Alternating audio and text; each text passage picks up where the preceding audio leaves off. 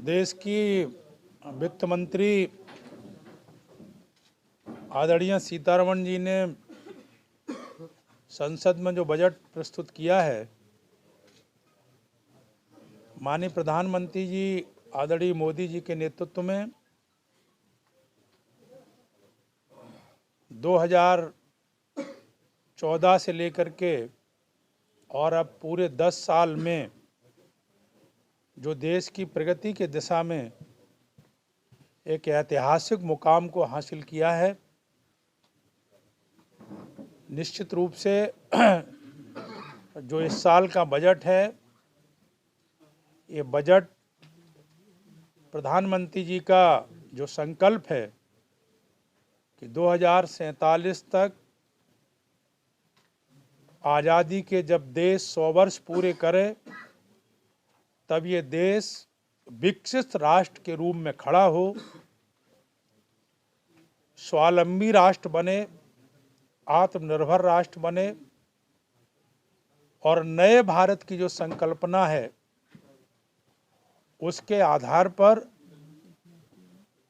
ये जो बजट है, इस बजट में सभी क्षेत्रों में जहां एक तरफ सबके साथ सबका विकास की बात कही है, उसी को ध्यान में रखते हुए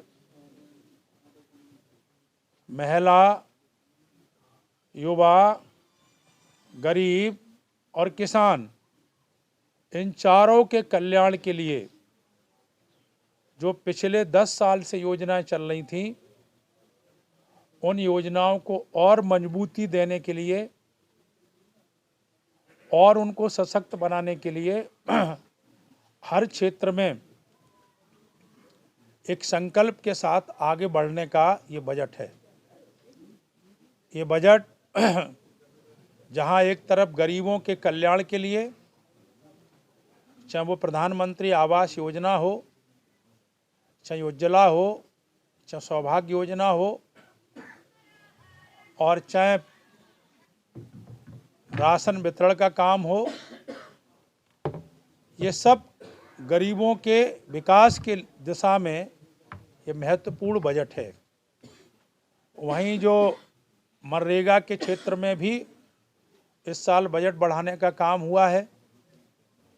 तो जहां हम एक तरफ गरीब की बात कर रहे हैं, वहीं दूसरी तरफ हम जो है देखते हैं तो रेलवे के क्षेत्र में भी 3 नए कॉरिडोर डेवलप करने का सरकार ने निर्णय लिया है। इस बजट में हम उड़ान योजना की तरफ चलते हैं तो पहली बार हिंदुस्तान में इतने बड़ी संख्या में एयरपोर्टों का निर्माण और एयरपोर्टों के साथ साथ उड़ान, हर जगह हर शहर को कनेक्टिविटी एक दूसरे से जोड़ने का जो काम किया है, वो अद्भुत काम हमारे प्रधानमंत्री जी के नेतृत्व में हुआ है। जहां एक तरफ हम एक्सप्रेस वे की बात करते हैं तो एक्सप्रेस वे की दिशा में भी ऐतिहासिक काम हुआ है। तो कई महत्वपूर्ण इस 10 सालों में जो है कानून भी बनाए गए हैं। जो अंग्रेजों के समय के कानून थे, उन कानूनों को संशोधित किया गया है, नए कानूनों को हमने बनाया है।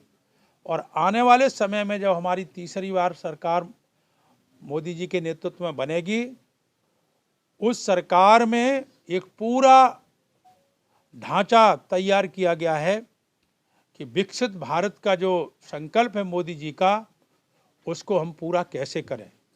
और इसलिए इस बजट में उन सारे प्रावधानों को रेखांकित किया गया है और उसी के आधार पर हम कह सकते हैं किसान, गरीब, मजदूर, महिला, दलित, पिछड़े, जो कुछ हैं, सबके कल्याण के लिए ये बजट है। और ये आने वाले समय में भारत को एक नई दिशा देने का काम करेगा। दुनिया में आज महंगाई सभी देशों में है, लेकिन भारत में महंगाई दर हमारे प्रधानमंत्री जी के नेतृत्व में आज पूरी तरह कंट्रोल में है। जो विपक्ष के लोग हल्ला करते थे, वो उनका हल्ला करना बंद हो गया है। कोई महंगाई पर बोल नहीं रहा है। युवाओं को जो बेरोजगारी की बात कर रहे थे, आज हर क्षेत्र में रोजगार देने का काम, क्योंकि हर क्षेत्र में इतना काम हो रहा है, कोई क्षेत्र नहीं है जिस क्षेत्र में काम नहीं हो रहा हो। और ये लगभग 47 लाख करोड़ का जो बजट है, ये बजट का मतलब ये हुआ कि हर क्षेत्र में डेवलपमेंट का चौमुखी विकास होगा। और जब किसी देश में इस तरह का विकास होता है तो स्वाभाविक रूप से वहाँ पर रोजगार का सृजन होता ही है। और निश्चित रूप से आज मैं कह सकता हूँ कि ये बजट एक हिंदुस्तान को एक मजबूत राष्ट्र बनाने की दिशा में ये बजट है। और आने वाले जो चुनाव हैं, उस चुनाव में जब मोदी जी की सरकार तीसरी बार बनेगी तो मोदी जी का इस संकल्प जहाँ विकसित राष्ट्र बनाने का है, वहीं भारत को जो है दुनिया की तीसरी अर्थव्यवस्था बनाने का भी है। भारत को तीसरी महाशक्ति बने भारत, और उस दिशा में मजबूती देने वाला ये बजट है। फर्टिलाइजर जो सब्सिडी इस बार बजट में 8% कम की गई है, तो मतलब किस तरह से फिर किसानों को, क्योंकि फर्टिलाइजर में मदद मिलती है, तो कैसे ये कम हुआ है या आगे बढ़ाने का कुछ है?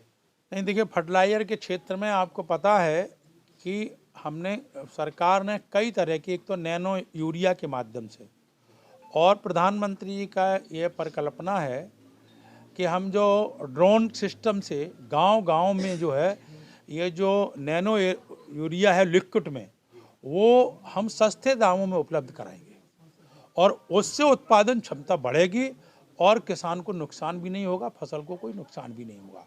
दूसरे जितनी भी इंडस्ट्री पड़ी थी, बंद पड़ी थी, उन इंडस्ट्रियों को चलाने का काम और पर्याप्त उर्वरक किसान को जितनी आवश्यकता है उसके अनुसार उपलब्ध कराने का सरकार का लक्ष्य है। अच्छा, इस बजट में और ऐसा खास क्या है जो अन्य बजटों, चूंकि ये 10वां बजट है सरकार के दूसरे कार्यकाल का, तो स्पेशल क्या होगा क्योंकि चुनावी वित्तीय वर्ष? देखिए, स्पेशल हमने जहाँ तक जो एक विपक्ष को एक बड़ा डर था कि ये व्यापारियों को और करदाताओं को ये लोभ देंगे, प्रलोभन देंगे और ये उसमें जो है कम करेंगे, तो अब ऐसा कुछ नहीं किया हमने, किसी को लोभ प्रलोभन नहीं दिया। हमने जो बजट प्रस्तुत हुआ है उस बजट में जो हकीकत है उसको रेखांकित किया। हर क्षेत्र में जो गरीबों के कल्याण के लिए योजनाएं थी वो विधिवत रूप से चल रही हैं। मनरेगा में हमने बजट बढ़ाया है, वो बढ़ रहा है। जहाँ तक हमने प्रधानमंत्री की आवास की है, उसके 2 करोड़ आवास बनाने का लक्ष्य निश्चित किया है। इसी के साथ साथ जो किसान सम्मान निधि है वो विधिवत रूप से चलेगी। जो हम राशन वितरण का काम कर रही थी सरकार, वो विधिवत रूप से चलेगा। जो सौभाग्य योजना में जो कार्यक्रम थे वो विधिवत रूप से चलेंगे।